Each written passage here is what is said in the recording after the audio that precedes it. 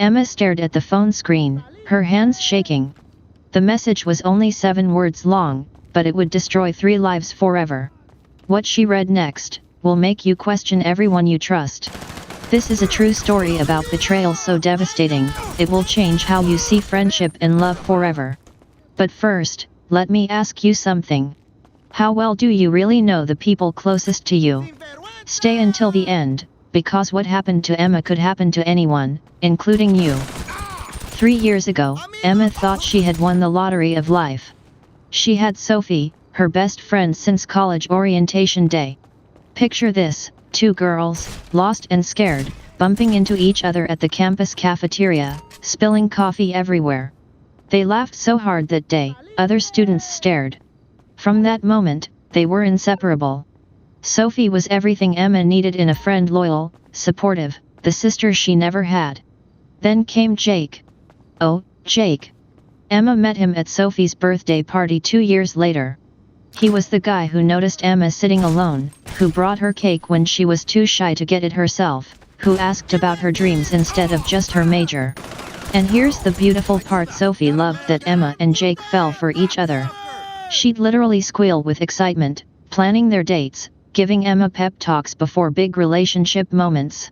"You two are like a fairy tale," Sophie would say, her eyes sparkling. "I'm so lucky I get to watch my best friend find her soulmate." Emma trusted these words completely. After all, why would her best friend lie? It started so innocently. November 15th. Emma remembers the exact date because it was the day everything began to change. Jake's phone buzzed during their movie night. He smiled at the screen in a way that made Emma's stomach flutter, but not in a good way. "Who's texting?" Emma asked playfully, snuggling closer. "Oh, just Sophie. She's asking about, your birthday surprise." Wait. Emma's birthday wasn't for 4 months. But she pushed the thought away. Trust, right? That's what love is built on.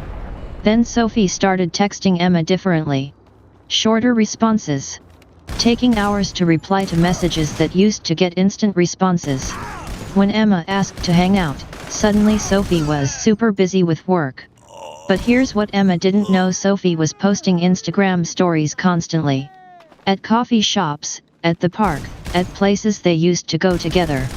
Just, with someone else behind the camera. And Jake? Jake started working late. A lot. New project, he said. Very demanding client. Needed complete focus. Funny thing about lies, they have a smell. Emma couldn't name it yet, but she could sense it.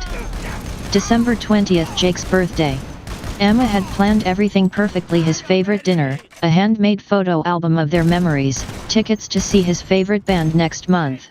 She waited at home, candles lit, wearing the red dress Jake said made her look like a goddess. 6 p.m. became 7 p.m., 7 p.m. became 9 p.m. Her calls went to voicemail. Her texts showed delivered but never read. Finally, at 11:47 p.m., a message: "So sorry babe, got caught up with work drinks. Rain check on celebration." But Emma had called his office. They'd closed at 5 p.m. No work drinks. No late meetings. The next morning, Sophie posted an Instagram story. A fancy restaurant Emma had never been to. 2 wine glasses. The caption: "Best night ever with my favorite person." Smiling face with hearts. Emma stared at that post for 20 minutes. Something was wrong. Very wrong. That's when she decided to do something she'd never done before. Something that would change everything. Emma became a detective in her own life. She started paying attention to things she'd ignored. Jake's phone, always face down now. Sophie's constant excuses. The way they looked at each other during group hangouts, quick glances, small smiles, secret communication. December 30th, New Year's Eve week. Emma suggested a group celebration. "Let's all go together, like old times." Jake and Sophie exchanged a look. Just for a second. But Emma caught it. "Actually," Sophie said carefully, "I might skip this year." Not really feeling the party mood. "Yeah," Jake added quickly, "maybe we should just have a quiet night, Emma.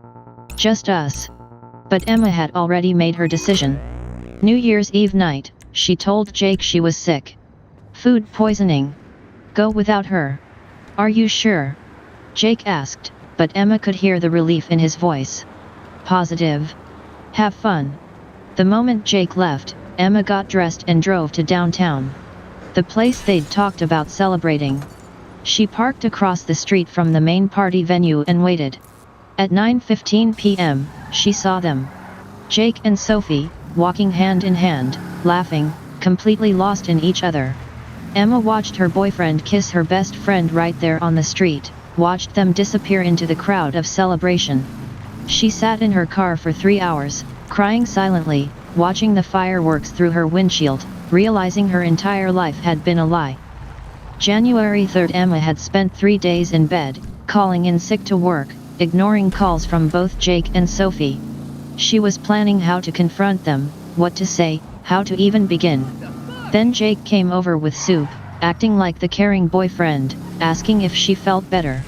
His phone was on the coffee table. It buzzed. The message preview lit up the screen. This is the moment I told you about at the beginning. The 7 words that destroyed everything. The message was from S, and Emma knew there was only one S in Jake's life who mattered enough to be in his phone that way. It said, "Can't wait to hold you tonight." Red heart. Emma stared at those words. Jake was in her bathroom, completely unaware that his entire deception had just been exposed by 7 words and a heart emoji. "Jake," Emma called out, her voice surprisingly steady. "Come here please." He walked out, smiling, concerned. "What's wrong, babe?" Emma held up his phone. "Want to explain this?" The color drained from Jake's face. Emma had never seen someone look so terrified, so guilty, so completely caught. "Emma, I can explain how long." Emma's voice was ice. "It's not what you, how long?" 6 weeks, he whispered. 6 weeks. While Emma had been planning their future, picking out Christmas gifts, falling deeper in love, her entire world had been a performance. What happened next will surprise you. Emma didn't scream. She didn't throw things. She didn't beg or cry or plead. She stood up, walked to the door, opened it, and said 3 words, "Get out. Now." Jake tried to explain, to apologize, to minimize. "It just happened, Emma. We tried to stop it. We never meant to hurt you. But you did mean it," Emma said quietly. "Every lie, every secret text, every fake smile, those were choices. You chose this." Then Emma did something that takes incredible strength. She called Sophie. "I know," Emma said when Sophie answered. "Come get your things from my apartment. You have 10 minutes. Sophie came over crying, apologizing, explaining how it just happened, how they tried to fight their feelings, how Emma would understand someday. Emma listened to it all. Then she said something that still gives me chills. "You didn't betray me in a moment of weakness, Sophie. You betrayed me every single day for 6 weeks.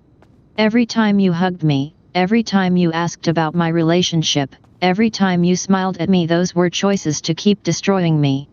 And here's the part that shows you who Emma really was." She handed Sophie a box with all their friendship memories.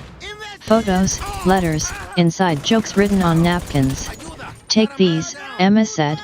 "I want you to remember what you destroyed for someone else's boyfriend." Now here's what Emma found out 6 months later, and this will shock you. Jake and Sophie's relationship lasted exactly 8 weeks after their secret came out. Turns out, when your relationship is built on lies and betrayal, it doesn't have a solid foundation. They broke up badly. Sophie tried to come back to Emma, sending letters, showing up at her work, begging for forgiveness. But Emma had learned something powerful. She deserved friends who protected her heart, not people who broke it for fun. Today, Emma lives in a new city.